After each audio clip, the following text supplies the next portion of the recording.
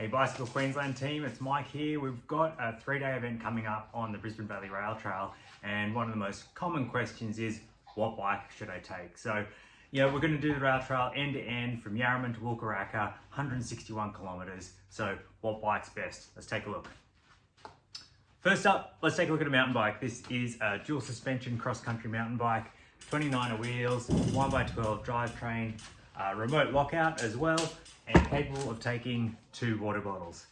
To me, this is one of my favorite bikes to take on the rail trail because I can ride the rough sections as fast as I like. It's really efficient. It's still under 11 kilos and I can carry plenty of water and spares on it. What I also like is, from a personal standpoint, is that if I'm connecting to and from the rail trail on other rides, this can take on a whole lot of the other trails. But for riding end to end, this is a very comfortable and efficient bike with all the gearing I need. Of course, there's some negatives of using a mountain bike as well. This is quite a high-end mountain bike, so not all mountain bikes are as light or as efficient as this. And the flat handlebars do just have one riding position. So for multiple hours in the day, you might find that you want to break up, fatigue around your shoulders and your hands and the wrists by having more than one hand position. So that brings in our next kind of bike. Second option would be a gravel bike. So this is my gravel bike. It is a slightly racier gravel bike, but still it's got a lot of the same features as any gravel bike. It's got wider flared bars, but with drop handlebars, so you've got multiple riding positions, and that's a real benefit compared to a cross-country mountain bike. It still has room for 2 water bottles in the frame. Some gravel bikes have room for even more. Lots of frame space if you want to carry more on the bike with you. I just run a saddlebag. Gearing wise, this is a 2x12, so I've got a really broad gear range.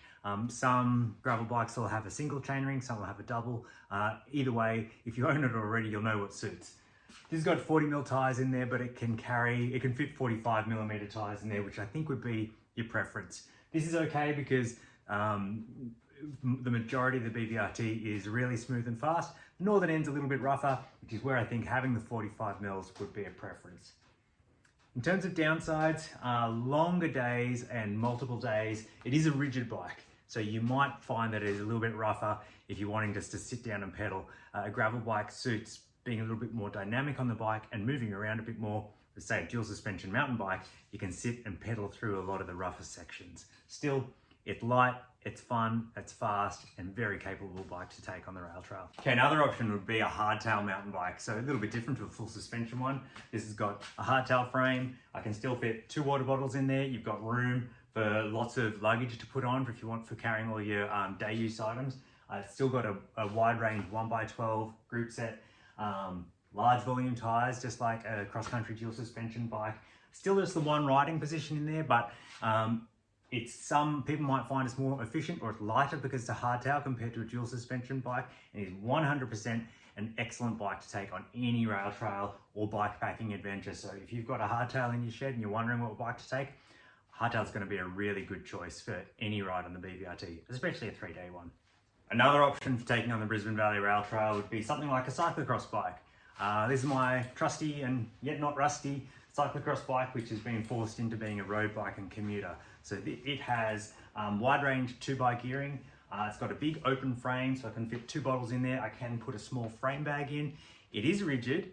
Compared to my gravel bike, it's a lot steeper, which is great for agility, but means that I have to be quite mindful on the rougher descents of where the bike goes. While it has 32mm tyres in here currently, it can fit 40mm tyres, which is probably the minimum that I'd want to take on the Brisbane Valley Rail Trail. So if you've got a cyclocross bike, you can fit 40mm tyres in it, it's a great bike to take for you. However, if you've got a hardtail or a newer gravel bike as well, I think one of those might be a little bit more comfortable.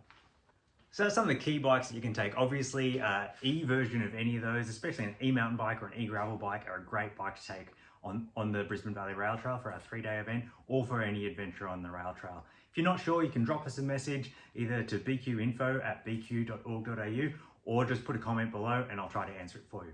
Hope to see you out there.